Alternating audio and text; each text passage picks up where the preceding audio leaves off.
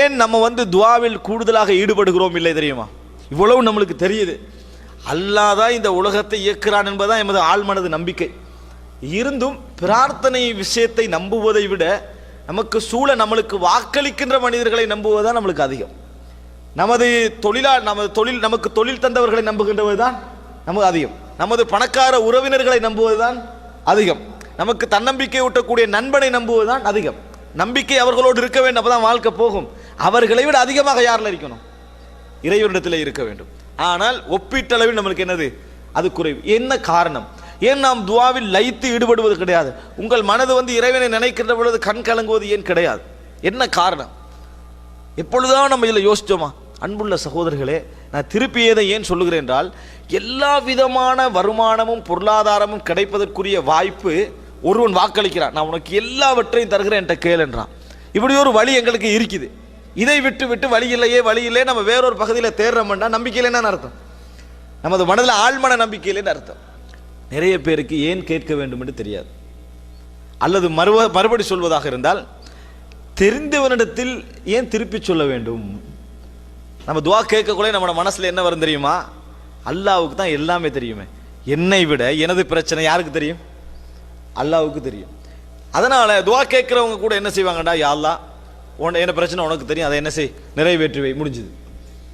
இப்படி என்ன செய்யறாங்க? அவங்களுக்கு இதை ஏன் கேட்க வேண்டும் என்று தெரியாமல் இருக்குது. ஏன் நாம் பிரார்த்திக்கிறோம் என்பது தெரியாமல் இருக்கிறது. சூஃபியாக்களுடைய ஒரு கவிதை வரிகளில் ஒன்றுதான், ஹஸ்பி மின் சுஆலி இல்முஹு பிஹாலி. என்னை பற்றி இறைவன் முழுமையாக அறிந்திருப்பது நான் அவனிடத்தில் கேட்பதற்கு போதுமானது. அப்படின்னு என்ன, கேட்க தேவையான அவசியம் இல்லை. அவன் என்னை பற்றி விளங்கி வச்சுக்கிறான். அதனால துஆவை என்ன செய்ய வேண்டிய அவசியம் இல்லை, கேட்க வேண்டிய அவசியம் இல்லை. அப்படியே என்ன செய்யறாங்க? சூஃபியாக்கள் ஒரு வசனம் சொல்வதை பார்க்கிறோம். அப்போ ஒன்றை புரிந்து கொள்ளுங்கள் சகோதரர்களே, பிரார்த்தனை ஏன் பிரார்த்திக்க வேண்டும்? நம்மளுக்கு விஷயம் தான் இறைவனுக்கு எல்லாமே தெரியுமே. நீங்க ஒரு பிரச்சனைக்காக இறைவனுக்கு முன்னால் 2 ரக்காத் தொழுது என்ன செய்றீங்க? கையேந்துறீங்க. அப்ப இறைவனுக்கு எல்லா பிரச்சனையும் தெரியுமா இல்லையா? ஏன் சொல்ல வேண்டும் அப்படின்னு நினைக்கிறார்கள். ஏன் சொல்ல வேண்டும் நினைக்கிறார்கள். இதுதான் நிறைய பேர் அந்த துஆ விஷயத்தில் ஈடுபடாமல் இருப்பதற்கான அல்லது கொஞ்சமாக ஈடுபட்டு விட்டு போவதற்கான காரணம். அன்புள்ள சகோதரர்களே, இறைவன் பிரார்த்தியுங்கள் என்று சொல்கிறான் என்றால் ஏன் சொல்கிறான் தெரியுமா? உங்களது பிரச்சனை உங்களை விட இறைவனுக்கு தெரியும். உங்களை விட நீங்கள் எப்படி அதற்கு வீரியம் கொடுத்திருக்கிறீர்களோ அந்த வீரியம் சரியானதா? ஏன்னா ஒவ்வொருவரும் சின்ன பிரச்சனைக்கு பெரிய வீரியம் கொடுப்பான், பெரிய பிரச்சனைக்கு சின்ன வீரியம் கொடுப்பார், அந்த பவர். ஆனால் இறைவனுக்கு தெரியும் அதனுடைய அளவு என்ன. நீங்க என்ன எதற்காக வேண்டி நிற்கிறீர்கள்? நீங்க ஒரு தீர்வை இறைவன் சொல்லுவீங்க, அதை விட பொருத்தமான தீர்வு என்ன என்பது யாருக்கு தெரியும்? இறைவனுக்கு தெரியும். அப்படி இருந்து இறைவன் துஆ கேளுங்க என்று சொல்றான். ஏன் தெரியுமா? கேட்கணும் என்பதில் தான் நீங்கள் அடிமை என்பதை நிரூபிக்கிறீர்கள். கேட்பதில் தான் நீங்கள் அடிமை. கேட்காவிட்டால் நீங்கள் அடிமை அல்ல. வாய் மொழிந்து சொன்னால்தான் நீங்கள் அடிமை. உங்களோட பிரச்சனை தெரிந்திருந்தாலும் நீங்கள் சொன்னால்தான் நீங்கள் இறைவனிடத்தில் அடிமை என்பதை சொல்கிறீர்கள். இறைவன் அதை அடியார்கள் என்று எதிர்பார்க்கிறான். நீ அடிமை இடத்தை நிரூபி. என்னிடத்தில் நான் உன்னை வணங்குகிறேன் என்பதை நிரூபி. சாதாரணமாக உங்களோட உதாரணமே சொல்றேனே, நம்ம வெளிநாட்டில் உழைக்கிறோம் என்பதற்காக என்ன செய்வாங்க? பெரிய அளவில் உழைக்கிறாங்கன்னு நம்பி மக்கள் என்ன செய்வார்கள்? நாட்டுக்கு போனால் உதவி கேட்டு வருவார்கள். அப்போ உங்களோட உறவினர் உங்களிடத்தில் உதவி கேட்டு வராருன்னு வைங்களேன். அவங்களுக்கு தெரியும் இந்த பிரச்சனைக்கு தான் வாராரு, வளமையாக இதுக்கு தான் வருவாருன்னு உங்களுக்கு தெரியுது. ஒரு பிரச்சனைக்காக உங்களோட வீட்டுக்கு வராரு, இருக்கிறாரு. நீங்கள் டீ வைக்கிறீங்க, பேசுகிறீங்க, சுகம் விசாரிக்கிறீங்க, எல்லாம் செய்கிறீங்க. அவரும் சிரிச்சுட்டு ஒரு 10 நிமிடம் இருக்கிறார் வெயிட் பண்ணி. நீங்களும் 10 நிமிடம் வெயிட் பண்ணி இருக்கிறீங்க. அப்போ போயிட்டு வரவான்னு கேட்குறாரு. போயிட்டு வாங்கன்றீங்க. போயிட்டாரு. அவர் போய் வெளியே சொல்கிறாரு, எப்படி நான் எதுக்கு வந்தேன்னு அவருக்கு தெரியுது, ஆனாலும் என்ன செய்கிறாரு? செய்யலையே. நீங்கள் என்ன சொல்லுவீங்க? அவனுக்கு கொடுக்கவும் வேணும், வாயை திறந்து என்ன செய்யலாது? கேட்கவும் இயலாது. திமிரு. சொன்னா என்ன, நான் கொடுக்காம வைக்க போகிறேன் அப்படின்னு நம்ம சொல்லுவோம். அற்பமான மனிதனுக்குள்ள பெருமை பார்த்தீங்களா? அவன் எதுக்கு தான் வந்தான்னு தெரியுது, ஆனால் வாயை திறந்து சொல்ல வேண்டும் எதிர்பார்ப்போம். ஒவ்வொரு முதலாளியும் எதிர்பார்ப்பது தான். இவனுக்கு சம்பளம் கூட்டி கொடுக்க வேண்டும், இவன் இப்போ சரியான ரேட்டில் 2 வருஷம் வேலை செஞ்சுட்டான், இவனுக்கு 500 கூடணும். ஆனால் கேட்காட்டி என்ன செய்வான்? அப்படியே இருந்துருவான். அவன் வாயை திறந்து கேட்டால் தான், அவனுக்கு தெரியாமலாம் இல்லை, தெரியும், கேட்டால் தான் அதை என்ன செய்யும்? சரி அப்படின்னு இது விழும். அது உலகத்தில் ஒரு இயல்பு. அற்பமான மனிதனுடைய எதிர்பார்ப்பை பார்த்தீங்களா? அவன் அதுக்கு தகுதியே இல்லை அந்த எதிர்பார்ப்புக்கு, ஆனால் அவன் அப்படி எதிர்பார்க்கிறான். அப்படியாக இருந்தால் ரப்புல் ஆலமீன் பெருமைக்கு உரியவர். அல்லாஹ் தஆலா என்னது? பெருமைக்கு உரியவன். அல்லாஹு தஆலா பெருமையை விரும்புகிறான் ரசூல் ஸல்லல்லாஹு அலைஹி வஸல்லம். காரணம் என்ன? அவன் சிறுமை இல்லாதவன். இந்த உலகத்தில் எவராக இருந்தாலும் என்ன, அவன்கிட்ட சிறுமை இருக்குது. என்னதான் பெருமை அடிச்சிட்டாலும் சிறுமை என்ற ஒரு பகுதி இருக்குது, பலகீனம் இருக்குது. பலகீனமே இல்லாதவன் யாரு? அல்லாஹ். அல்லாஹு அக்பர்.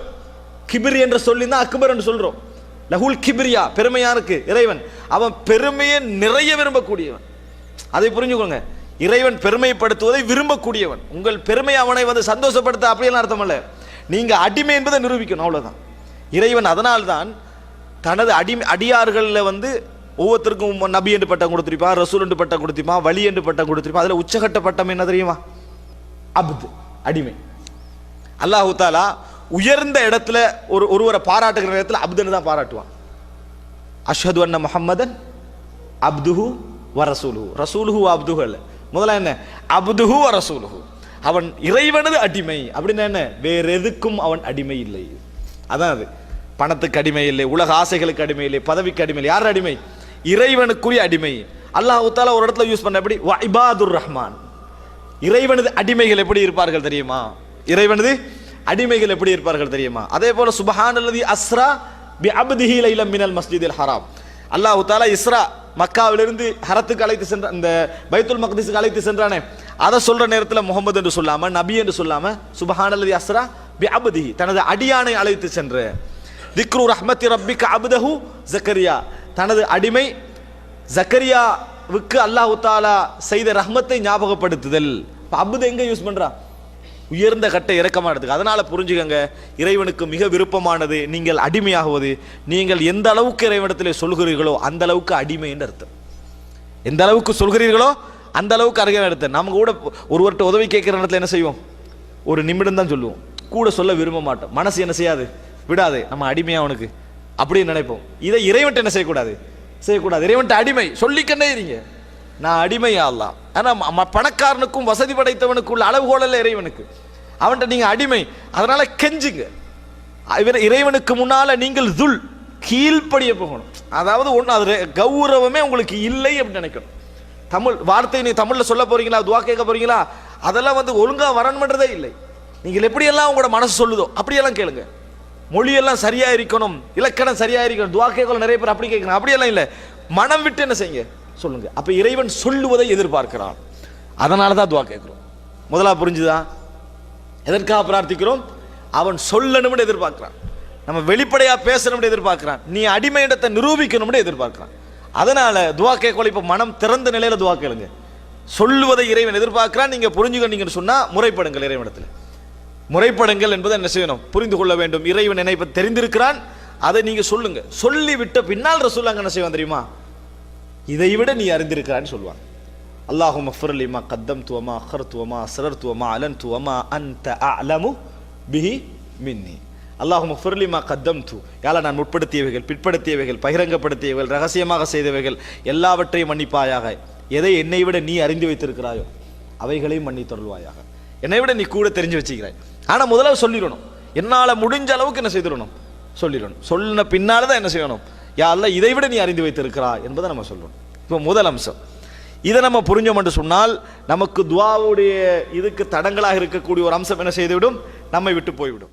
மேலும் மக்களை நன்மையின் பக்கம் அழைப்பவர்களாகவும், நல்லதை கொண்டு மக்களை ஏவுபவர்களாகவும், தீயதிலிருந்து மக்களை விலக்குபவர்களாகவும் உங்களிலிருந்து ஒரு கூட்டத்தார் இருக்கட்டும். இன்னும் அவர்களே வெற்றி பெற்றோர் ஆவர்.